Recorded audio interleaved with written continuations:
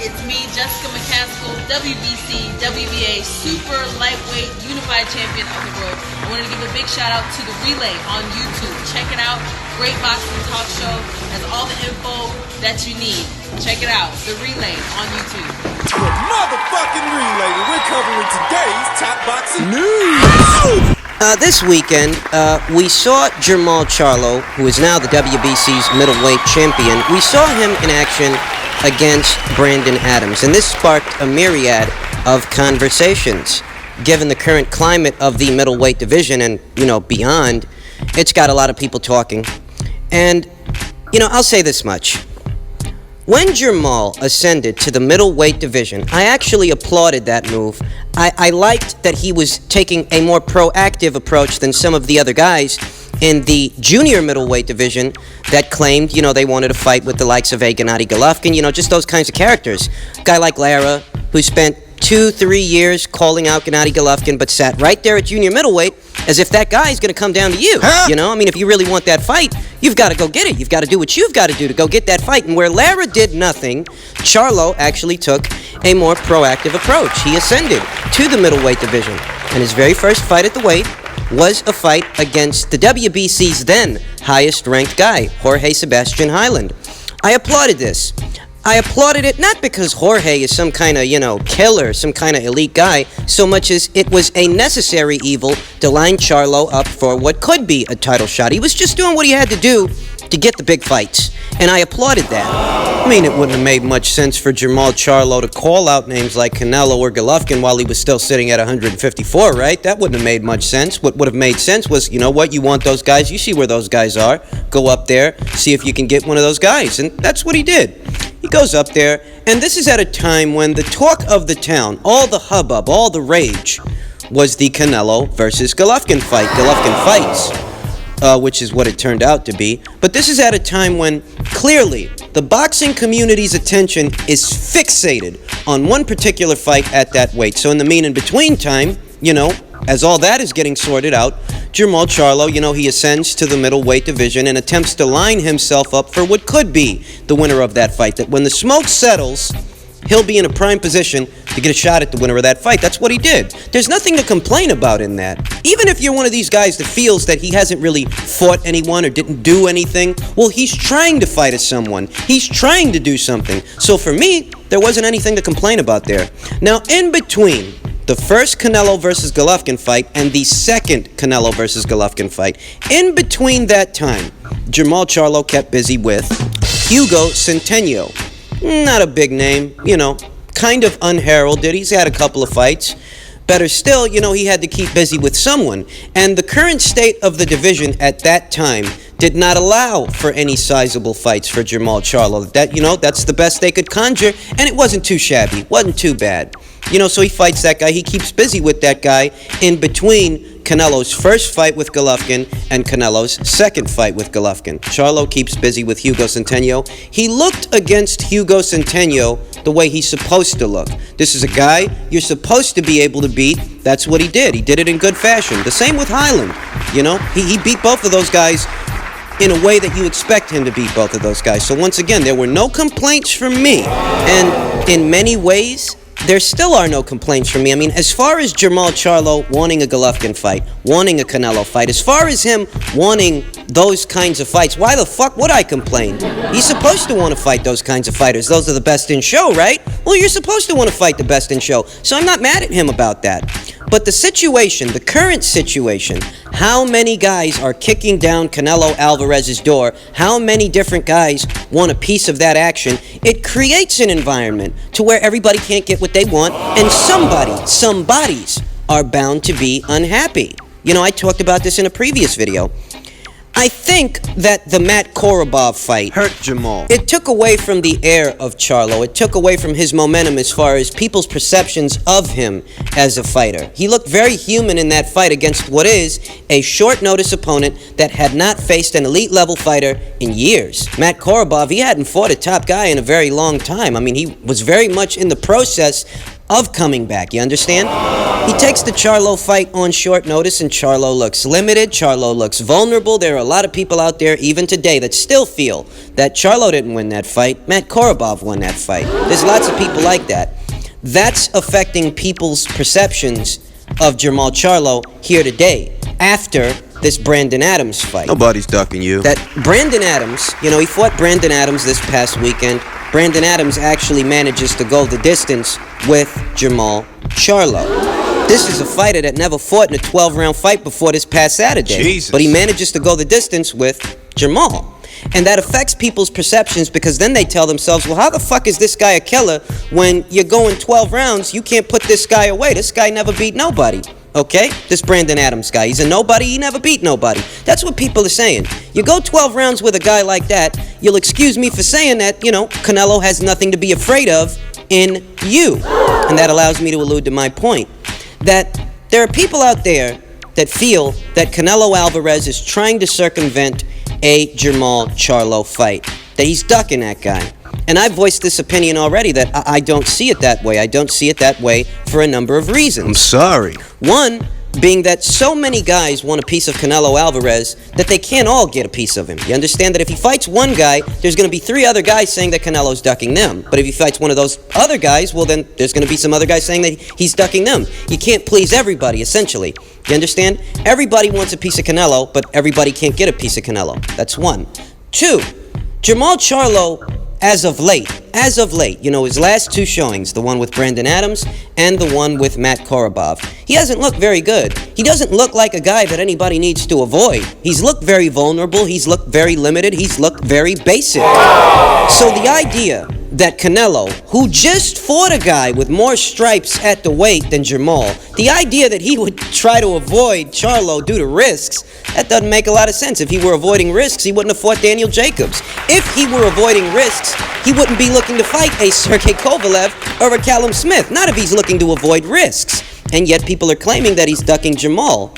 Ducking Jermall on what premise? Because he's too risky? Well, he's looking at guys that are bigger, more proven guys in riskier fights than a fight with Jermall. So the idea that Canelo's ducking him doesn't hold much water to me. So I'll put it to you this way. I can completely understand Jermall Charlo wanting to fight Canelo Alvarez. I can completely understand that. I can even understand the fans wanting to see Jermall Charlo fight Canelo Alvarez. I can understand that. But what I can't understand is why anyone would think that there's something for Canelo to have to avoid in Jermall Charlo. That I can't understand. That's the disconnect. That's the part that doesn't make sense. More so in light of this weekend's fight with Brandon Adams. A lot of people weren't familiar with this guy. They never heard of him. They didn't know that this is a guy that, moved up from 154 pounds. They didn't know that this is a guy who has already lost the decision to Willie Monroe, the same Willie Monroe that Gennady Golovkin starched. They didn't know that this is a guy who was TKO'd 2015 by the likes of a John Thompson back in 2015 at the ESPN Boxino tournament. They didn't know that, Essentially, they didn't know much about this guy. But what there is to know about this guy, what that communicates, is that this is not a world-level fighter. This guy has never really competed on the world stage, the elite scene. So when you think of these things, guy 2 professional losses on his record, maybe he got better over time, that's possible. But given the hype around Jermall Charlo, people talk about this guy like he's the next big thing, like he's the next it. Even after looking bad against Matt Korobov, people still talk about this guy in the context that, he's a murderous fighter, he's a killer, all these different things. And he goes in there with the likes of a Brandon Adams, and he can't finish the guy. He doesn't finish the show. You understand? Do you think Brandon Adams would have gone 12 rounds with Gennady Golovkin? No. Steve Rolls, the guy that Golovkin just fought. Steve Rolls, Brandon Adams. Both these guys competed about the same level. Steve Rolls was undefeated, I might add, but better still. Steve Rolls, Brandon Adams, 2 guys that are untested at the world level, on the elite scene. Both of those guys. Both of them. It's not like, there's something to brag about in either of them, per se. There really isn't. But better still, whether it's Steve Rolls or a Brandon Adams, you put either of those guys in there with Gennady Golovkin, and the expectation is that Gennady Golovkin starches those guys. I mean, could you imagine what people would have had to say had Golovkin decisioned Steve Rolls? Could you imagine what people would have had to say if it weren't Steve Rolls and it were Brandon Adams, who he was originally supposed to fight, I might add? A lot of people forgot about that Brandon Adams was in the running for a Golovkin fight. Better still, if it were Brandon Adams in there with Gennady Golovkin, what do you think people would have had to say if Golovkin had to take that guy to the judges' scorecards, to the decision? Needless to say, I think a lot of people would be underwhelmed with Gennady Golovkin, even at the age of what is he now, 37? Going on 38, something like that? So you see a younger fighter in his prime. He's supposed to be the big bad wolf, big bad lion, I should say, lions only. You see this guy, statuesque for the weight, young, strong fighter, unblemished record, though some people think it shouldn't be. See this guy, goes in there with an unheralded opponent in Brandon Adams, and he wins a fight. He wins a fight, but not in impressive fashion. He doesn't finish the show. I mean, you're expecting a guy with, this guy's reputation to do more. I was expecting a knockout from Jermall Charlo. That's what I was expecting. I figured, Matt Korobov fight, maybe he just had an off night. It was a sudden change in the opponent. It's not what he was preparing for. So maybe that threw him off a bit. Could have been that. But I was expecting a knockout in the Brandon Adams fight. And once again, I was underwhelmed by Jermall Charlo. Now, if any of you out there listening to this video have some kind of aversion to me saying that I was underwhelmed from what I saw of Jermall Charlo against Brandon Adams, if you don't like that, let me tell you something. Listen, fella, don't try to sell me and don't try to tell me that this is some kind of killer, that Jermall Charlo is this murderous fighter that Canelo has to avoid when he's got a guy like Brandon Adams taking him to 12 rounds, when he's got a guy like Brandon Adams going the distance with him. You wouldn't expect Brandon Adams to go the distance with a Gennady Golovkin, would you? So why are you altering your standards based on the fighter? I mean, you are altering your standards. You wouldn't expect a guy like that to go the distance with Gennady Golovkin, and if he did, I'm pretty sure you wouldn't be as apologetic about it with Golovkin as you are for Jermall Charlo. So I will say that it was an underwhelming performance, and it makes that whole, narrative, that whole case that Canelo's ducking Jermall, it makes that a very weak case, a very tenuous case, a case that's hard to believe. No, I don't see something for Canelo to have to avoid in Jermall Charlo. I'll say that I can understand Charlo wanting the fight, and I can even understand some of the fans wanting to see the fight. But what I don't understand and what I can't understand is why someone would think Canelo's avoiding this guy. I'll tell you that moving forward, Jermall Charlo, he's going to have a hard time trying to pin a guy like that down. He really is. And what he needs to do is maybe reshift his focus elsewhere in the division. Jermall Charlo stands as a world champion today in what is his second weight class. He's the WBC middleweight champion.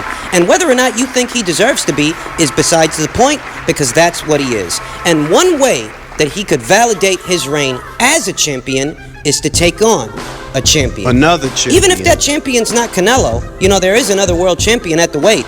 A world champion who the Charlo brothers as a package have a bit of history with. And that world champion was in action this weekend.